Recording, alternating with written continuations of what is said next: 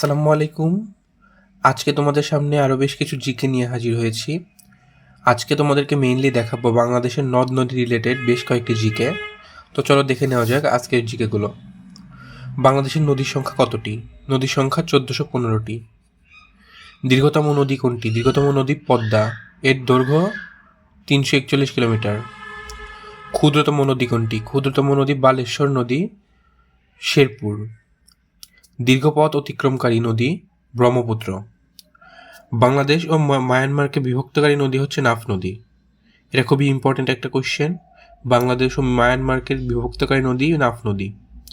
বাংলাদেশ ও ভারতকে বিভক্তকারী নদী হারিয়াভাঙ্গা। বাণিজ্যিক ভিত্তিতে মাছের রেণুপোনা সংগ্রহ করা হয় হালদা নদী থেকে। অধিক চরবেষ্টিত নদী হচ্ছে যমুনা। বাংলাদেশ থেকে ভারতে গিয়ে পুনরায় বাংলাদেশে প্রবেশকারী নদী আত্রাই, মহানন্দা, পুনর্ভবা, টাঙ্গন। অর্থাৎ বাংলাদেশ থেকে যে নদীগুলো ভারতে গিয়েছে এবং ভারত থেকে পুনরায় আবার বাংলাদেশে প্রবেশ করেছে সেগুলো হলো আত্রাই, মহানন্দা, পুনর্ভবা এবং টাঙ্গন। বাংলাদেশ থেকে ভারতে প্রবেশকারী নদী হচ্ছে কুলিক। জোয়ার ভাটা হয় না গোমতী নদীতে, আবার গোমতী নদীকে কুমিল্লার দুঃখ বলা হয়।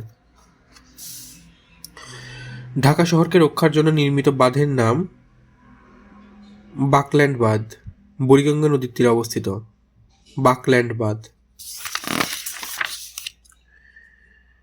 কাপ্তাই জলবিদ্যুৎ কেন্দ্র অবস্থিত কর্ণফুলী নদীর উপরে।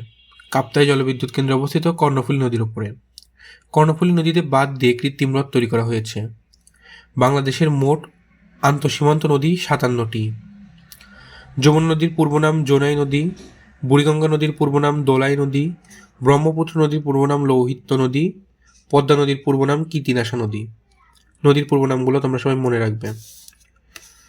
উৎপত্তিস্থলে মেঘনার নাম বরাক নদী। পদ্মা নদীর শাখা নদী রয়েছে বেশ কিছু, সেগুলো হলো মধুমতি, আরিয়ালখা, ভৈরব, কপোতক্ষ, গড়াই, বড়াল, ইসামতি, কুমার, মাথাভাঙ্গা, চিত্রা। এগুলো হলো পদ্মা নদীর শাখা নদী। যমুনা নদীরও বেশ কিছু শাখা নদী রয়েছে। যমুনা নদীর শাখা নদী একটি রয়েছে, সেটা হচ্ছে ধলেশ্বরী। ধলেশ্বরী নদীর শাখা নদী আবার বুড়িগঙ্গা। বাংলাদেশ নদী গবেষণা ইনস্টিটিউট হচ্ছে ফরিদপুরে। প্রধান নদীবন্দর নারায়ণগঞ্জ। তো আজকে এই কয়েকটা জিকে তোমাদেরকে দেখানোর ছিল। জিকেগুলো দেখার জন্য থ্যাংক ইউ সো মাচ।